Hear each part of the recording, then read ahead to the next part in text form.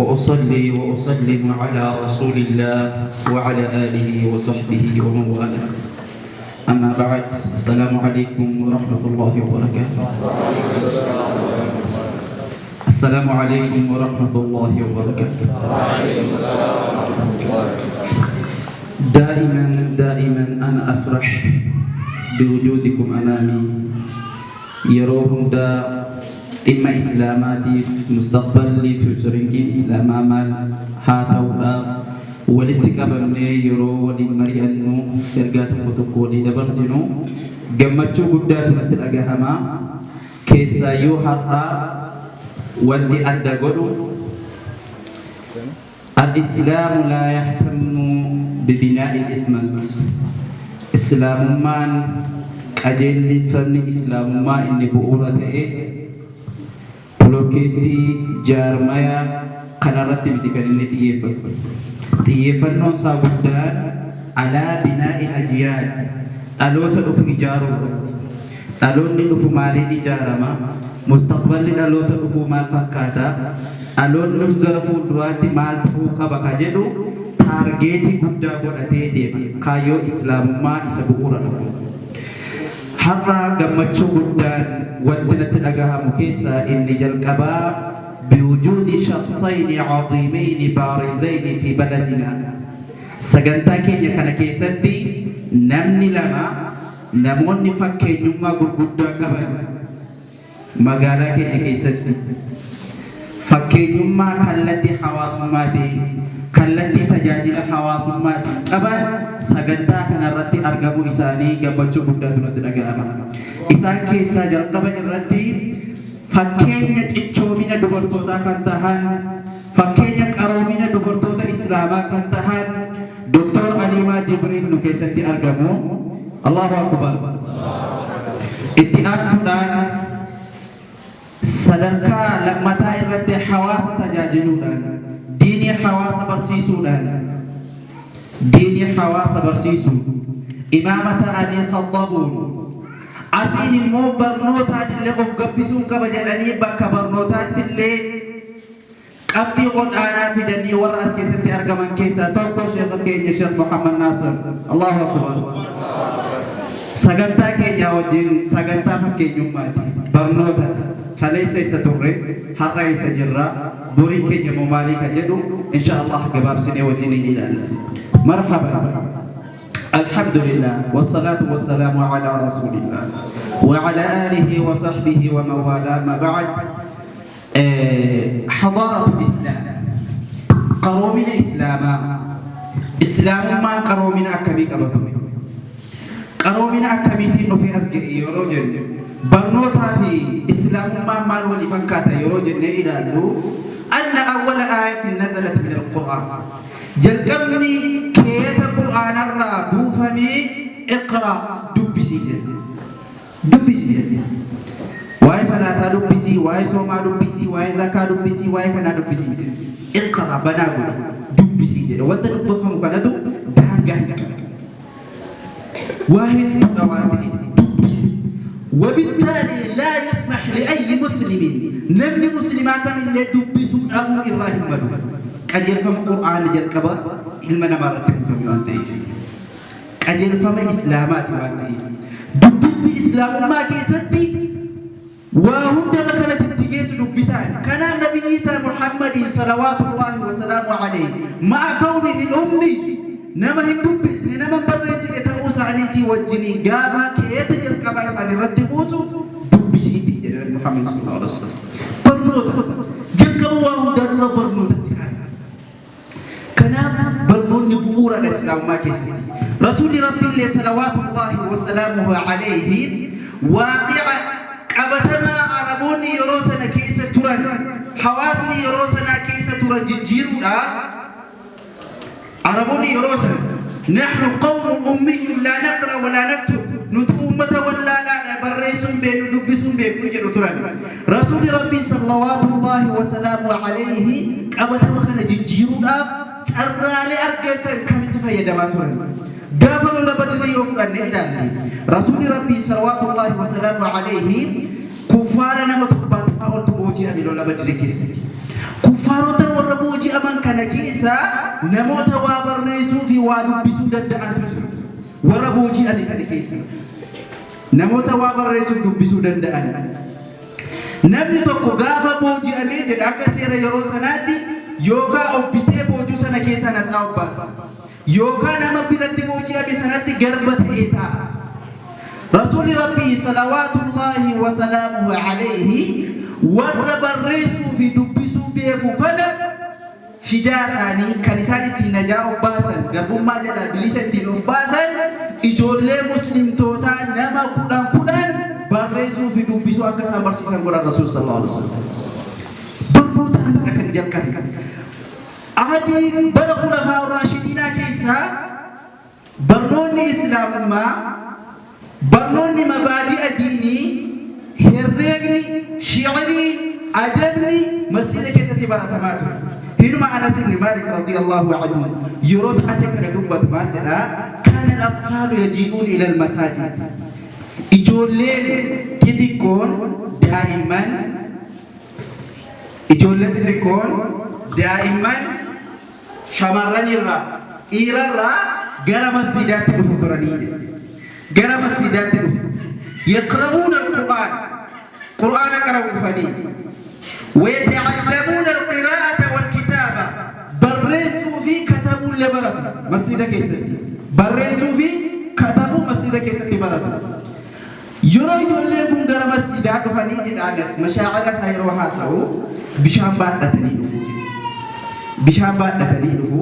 بشان ثاني كنان فإذا كتبوا شيئا من القرآن يو قرآن كتبت وانسان كتبت سو قرآن أيوة بشان كل طاهر كل تكبتني له إنسان أجراها كل حسن الراجع بشان سكل كل سنة قرآن يرون يحرها كان اللي بشان التاني نراك اليوكا ولا متويدين تني قرآن بشان سكل كل قنا الحقوج يوم وانا كشعري وانا كأدبا وانا كأدادا موتئ واموين الراحة قوج إذا القرآن بشان الراحة كان لو حسن الرام مفودني بكرة سنة جلسة أكاني بول لوي وثني إدو قرآن الرابطة مسنة بول لوي كدري بول سنة مؤولو أكاني براتات وجه سنة بولا إجولم با إجارة ده مسألة كيس مسني دي باتوجل كده حضارة الإسلام ما قوم الإسلام ما بابا أجارة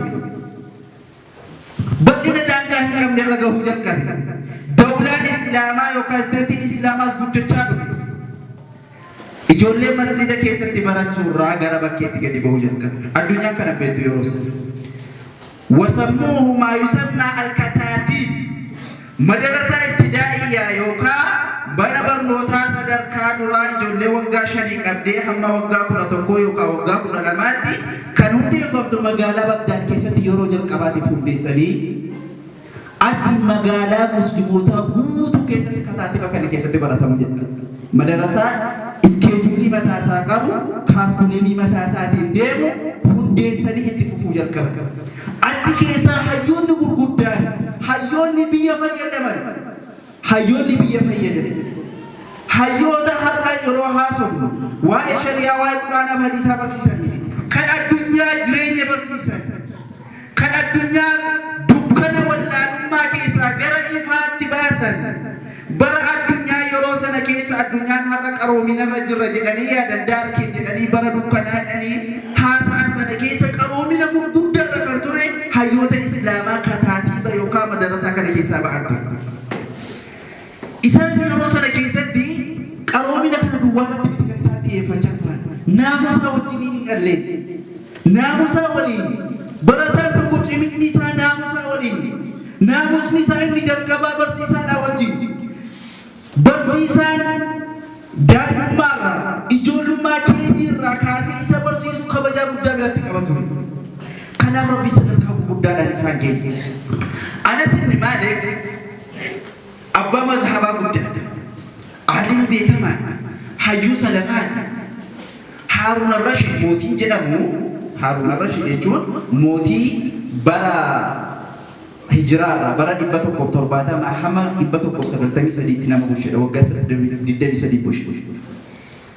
Hayyuu guddaadha ilmaan lama qaba. Amiiniif Ma'amuun jedhama. ilmaan isaa kana Imaamu Maalik akka inni barsiisu barbaade. Yaa Imaamu Maalik jedhee kootu iddoo qasrii masaraa mootii kootti galiiti ijoollee koos naa barsiistaa warra barsiistus asumaan barsiistaati kootu jedhee jaa'izaa na wajjin xalayaatti. Gaafa kana Imaamu Maalik radiyallahu anhu yaa Haaruun jedhee nageessaa jedha mootii biyyatti haasaa. yaa Haaruun jedhee al-ilmu yu'taa walaa ya'tii beekumsi itti dhaqama malee ofii manatti namatti hin dhufu yoo barbaadde asitti ergee jedhe. Haaruun ar-Rashiid mootii qoosaa wayii isinitti hin fakkaatina mootii mandara tokko bushuu wayii isinitti hin fakkaatina. Daangaan mootummaa isaa Chaayinaa irraa qabee haga Ispeenittidha yookaan Andaluusittidha kan inni bal'atu. Hattaa yuqaatibu sahaaba jiran duumessatti haasa'aa jira Haaruun ar-Rashiid. ويقول ابطلي حيث شئت سيأتوني خراجك الدور بعد تلاقي روبي عند مثال الدور بعد تيودا تروبي وانا تباس تهين من أبو رادو فامولكي كجلا جلا كبيرة إمات موت ما هو موت في كذا الدور بعد تلاقي روبي لا موتي كنا ماذا إمام مالك إجولة كيوبر بعد ستير كمان بيكون سكتين هو حيو كيس سنبودا موتي كلنا قدامه وهم برباد وجود ندا قالوا إيش اللي فوافق إيش اللي يقول لمدينة المقدس مدينة لما سانيجا فيربون أمورتسو ولكن بشرط كذا مسألة يقول لك كلما يرون فنيجنا أولاغا كنا بنتشوك أبوه تكفر يرون فنيجنا ألا يتخطى يعني الرقاب نمرة كم فتني Jolle mototaati, jolle aangoo qabdudha, jolle beekumsa qabdudha. Gara sanatti dhiyaatan namarra tarkaanfatanii akka hin deemne wayajlisa haythu intaha al-majlis. Iddoo bakki isaan ga'ee taa'uu naamusaa yoo ta'e malee natti hin ergine ishee kanarratti waa fokkee. Akkattiin Maamuun, Amiin lamaan isaaniiyyuu Imaamu Maalik irratti baratan. Lamaan isaanii qaroomina addunyaa ta'an Maamuun حتى الدنيا كيسا لا يدري كُدّا لجلبي كان بيكم بيت الحكمة يوكا من أوهو ما جلبي بغداد كيسا كان بيكم لا يدري رجل كبا فمامون موتي مامون كن آبي أباسا رابو كمان آلي براسل كيسا آبي أتي كيسا دي حيوم نقول كُدّا ولكن خوارزمي أبو موسى الخوارزمي نمجرم نمي رجل كبا الرياضية يوكا هرقي كيسا دي بقورة كُدّا لبكاي أكما فيزياء كيسا ابن الحيثم أكسما أولئك حيون يقول قدام باء إنسان كان بيت الحكمة سنة كيسا باء مجايب أو مالك الرابطة كنا ولقنا قالوا مني إسلام ما كان روح قوته هل أقدروا إيس جريين نوب غافني غافي براكس مرحبا أعجبكم بركم أنا ما كنت دمي مقالا قبر يوكا دوحا كيسا دي كم قداوي قبائد رجالته ya ada tuh tahu tahu ikut baik tuh kuasi dan ini boga pun aku ikut bapak. Acara tiga hari saya dia tulus tuh kemarin ada Islam Syarulaman An-Sa'adi Harun Ar-Rashiid radhiyallahu anhu. Syarulaman ingafada Sa'adi Harun Ar-Rashiid jadi gas disambut radio atas. Enggak dogal mana. Syarulaman ingafada Sa'adi enu Harun Ar-Rashiid jadi. Dubbi kun umat hagamu wasan ufufidi. Gak kena agenda dubbi teh, agenda media deh. Aku mama afam biya kena agenda media teh dubbi. Syarulaman jechuun mootii biyya Faranjaa. Faranji jechuun bara Harun Ar-Rashiid keessa Faranji amma yeroo sana Faranji kan jedhamtu magaalaa Faaris jedhamtee waamamti amma. Faaris amma kana. Syarulaman mootii biyya sanaa. Harun Ar-Rashiid immoo dawlaa Islaamaa bulcha Bagdaadii bulcha Suuriyaa Chaayinaa hamma Ispeenitti bulcha. Sa'aatii hojjetee mootii Faranjii yookaan biyya Faaris kanatti erga. Sa'aatii hadiyyaa ergaa. Na wajjin jirtu erge. Hadiyyaa erge sixootaa. Gaafa ergeefii jedhu Syarulaman sa'aatii inni hojjete Harun Ar-Rashiid sa'aatii sana keessa sa'aatiin kun Faaris farda nama farda yaabbatee deemu kudalama qaba balbala kudalama wayii qabaa jedha yeroo sa'aatiin tokko ta'u faaresni sun naanna'ee karaa tokkoon ba'ee deebi'ee sa'aatii sana keessa yeroo sa'aatiin lama ta'u lamatu ba'ee naanna'ee deebi'ee iddoo bahetti gala yeroo 12 ta'u akkuma kana ta'a sana booda hadiyyaa kun gaafa dhashee shaarlamaan qaqqabee jedhu obbira kaa'ee ka'ee waasaa wallaalee baqaara kaawwaddoonni jedhaman jiru warri akka waan akka qaalluufiitinii mootolee bira tatta'anu itti yaanii waan kana keessa sheexaanatu jira jedha mootummaa kee balleessuudhaaf namichi kun mootummaa kee balleessuuf akkas godhe waan kana balleessuu qabnaa jedhanii halkaniin eeggatanii sa'aatii caccabsan gaafa sa'aatii caccabsaniidha sa'aatii sana keessa waan tokko waan sheexaana jedhamu deebisanii sirreessuudhaaf immoo hin dadhaban shaarlamaan uummanni itti yaa'ee sa'aatii kana dhaqiiti Haaruun Rashiid akka inni sii sirreessu makaanika gara biraa akka inni si ergu gaafadhu jennaan ayna sodaadhaan gaafadhu wallaalummaa hamma kanaa keessa turan gaafa qaroominni islaama sadarkaa kanarra turan har'a garuu miti waan qabnu guutuusa kan faranjiitu hojjetu kan faranjiitu waan musliimni hojjete waan maal hojjete eenyutu hirkisna fuunee jarumatti hirkisa seenaa keenya wallaaluudhaaf wanta fakkeenya fudhanne deemu wallaaluudhaaf fakkeenya yoo fudhannee ilaalle hayyuu aalima salafaa keessaa warra baydal hikmaa irraa baydal hikmaa keessaa ba'u warra achirraa bayirraa isinii haasaa Jaabir ibn Hayyaan abbaa kee mistirii kan jedhamee beekamu kitaaba meeqa barreessaa abbaa kee Mr. The Master of Chemistry namni yeroo jalqabaaf hundeessisadha Jaabir ibn Hayyaan Baytul Hikmaa irratti kan inni bahe kitaaba harka isaatiin kitaaba waa'ee keemistirii duwwaa irratti 184 kitaaba 184 isa irratti barreessee qaroomina addunyaadhaa waan keemistiriidhaan jedhamu kana guutuu salafa kana Ibnul Haythami yoo fudhannee ilaalle kitaaba 200 barreesse waa'ee fiiziksii Ibnul Haythami namni yeroo jalqabaatiif sarjarii godhee itti milkaa'ee kitaaba tasriif jedhama afaan arabiffaatiin barreessee kitaaba sanatti jaarraa 13ffaadhaa hamma jaarraa 18ffaatti warri awurooppaa laatiniitti hiikanii itti fayyadamaa turan Abubakar Az-Zahraawii qaroominni addunyaadhaaf islaamii gumaachaa ture daangaa hin qabu idan har'oo maalidha eessa seenaa haasa'uuti seenaa keenya irraa fakkeenya fudhannee eessa deemuu qabna maal hojjechuu qabna waan keenya akkamittiin jabeeffanna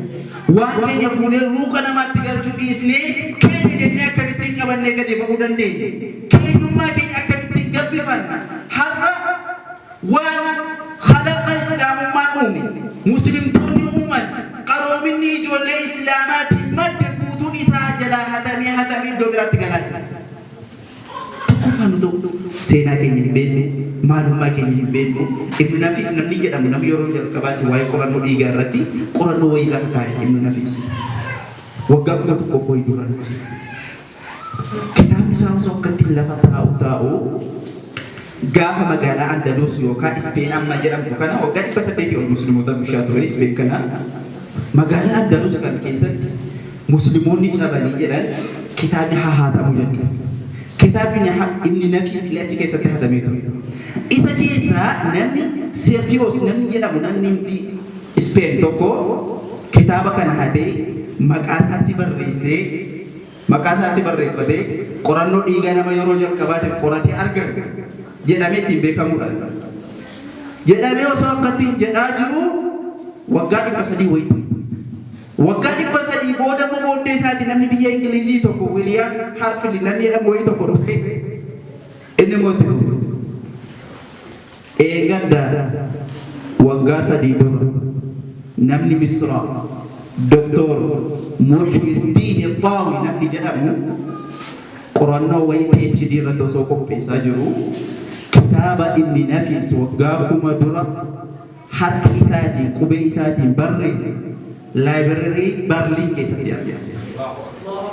Barliin keessatti argee ofii isaatiin riisarchii isarraa qopheessee haqqaqee dhugaan jiru inni wanti namichi kun haasaa jiru kan saafete kan Ibnu Nafiis dabalee jedhee gaafa inni qorannoodhaan dhugoomsee jedhu hayyuun biyya Ameerikaa tokko waa'ee fayyaarratti kan isa sana riferensi godhee barreessaa ture kitaaba isaa keessatti mata isaatti aanu keessatti maqaa isa sanaa dhiisee kan nafis barreessuu jalqabe. Reef deengedde. Seenaa keenya hin beeknu mul'ata keenya jalqabaatti deemuu qaba. Kan kuusa nu keessatti uumuu qaba. Qur'aana kanaaf ulamaan islaamaa maal jedhu allimu awlaadakumul qur'aana sayu'allimuhumul qur'aan kulla shay. Ijoollee keessan qur'aana barsiisaa, qur'aana waa hunda isaan barsiisaa jira. Kanaaf madarasaa keessa hayyoonni gurguddaan, hayyoonni taarika barreessan, hayyoonni seenaa barreessan, hayyoonni kalaqa adda addaa uuman guutuun isaanii madarasaa kataatiiba amma jennu sana keessaatti kan isaan yaa'an. Sinii xumura. Ibnu Tabari namni jedhamu aalima hayyuu guddaa warasaati. Nama seenaa keessatti namni amma isa tokko dubbatu. Nama seenaa keessatti. Nama dhimma guddaa qabu. Waggaa 83 jira. Waggaa 83 kana keessatti jira. Waggaa 83 kana keessatti kitaaba inni barreesse guyyaa isaa irratti osoo qoodamee guyyaadhaan waraqaa 40 barreessaa jira. Kitaaba inni barreesse.